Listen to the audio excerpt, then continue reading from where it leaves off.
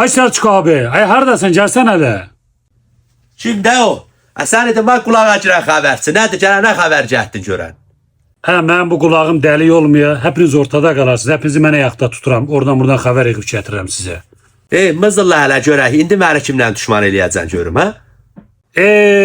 Ay sən heç özündən xəbərin var mı ya? Bir dünya sənə danışır var ya. Başını yiyəcəksən sən sonunda bir gün. Nədir aya?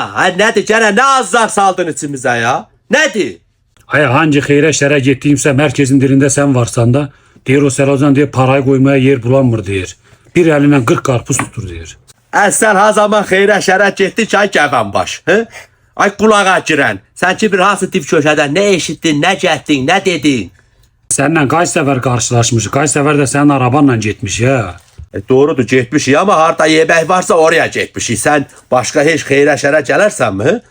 Qulağa girən. Hadi neyse later eləmə. Mən bilirəm sana bir pok kazanmadığını da.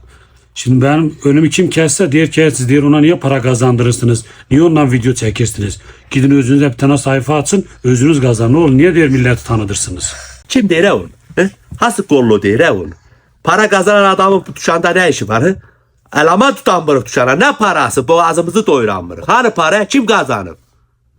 Suç məndədir ki sana xəbər gətirirəm ya. Mən sana deyirəm ki ayağını dəngələyən dostunu düşmanını tanı. Herkes sənin arxandan danışır. Sənin dostun yoxdur. Mən günü qaranın heç dostu olmadı ki. Sağıma dönürəm düşman, soluma dönürəm düşman, dalımı dönürəm düşman. Mənim əhbəyimin heç duzu olmadı ki.